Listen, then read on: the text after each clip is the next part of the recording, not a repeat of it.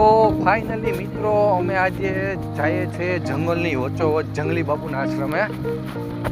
તો તમે અમારા મિની વ્લોગમાં જોતા રહેજો, તમને પણ અમે બતાવશું જંગલી બાપુનો આશ્રમ. જંગલની વચ્ચોવચ્ચ છે, રમણીય વાતાવરણમાં બહુ મજા આવે એવી જગ્યા છે અને ત્યાં અમે લોકો વનભોજન કરવાના પણ છે.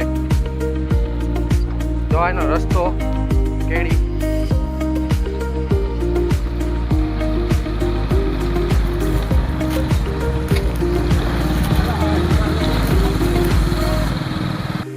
તો મિત્રો આજે અમે પૂગ્યા છે જંગલની વચ્ચોવચ્ચ જંગલી બાપુના આશ્રમે અને હવે હું તમને બતાવું.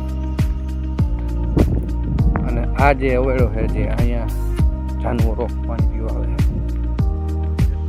સિંહ, દીપડો વગેરે વગેરે. અને અંદર જતા જ પહેલા આપણા કષ્ટભંજન દેવ હનુમાન દાદાના દર્શન થાય. જય બજરંગબલી.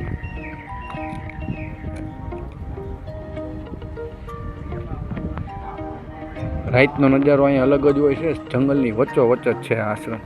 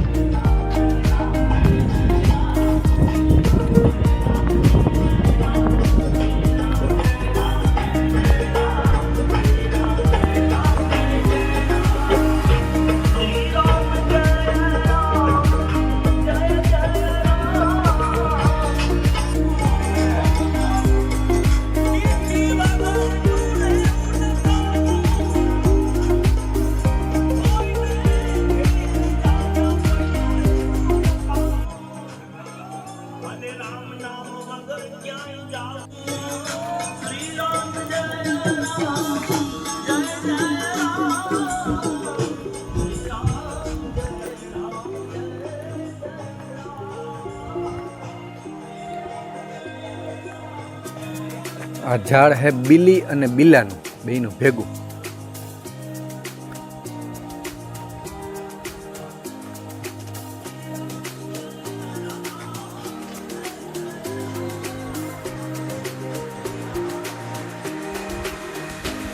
બાપુ અહીંયા ઘોડી બાંધે હે.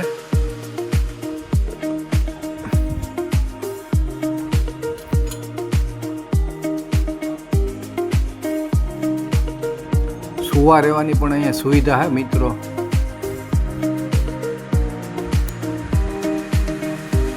સાવ જંગલની વચ્ચોવચ્ચ છે. હાવ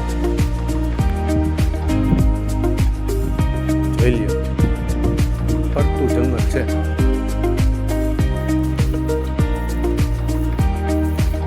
તો મિત્રો આ એ જગ્યા છે કે અહીંયા રાત્રે બાપુએ કીધું એ પ્રમાણે આવી દીપડા પાણી પીવા આવે છે અને સાવ જંગલની વચ્ચોવચ્ચ છે. અહીંયા જો કે દિવસના પણ બીક લાગે એવું છે, તો રાઈતે તો ખબર નહીં છે. ઉપર અહીંયા કબૂતરનું, ચકલાનું ચણઘર છે અને જોઈ લ્યો હવે તમે નજારો માથેથી.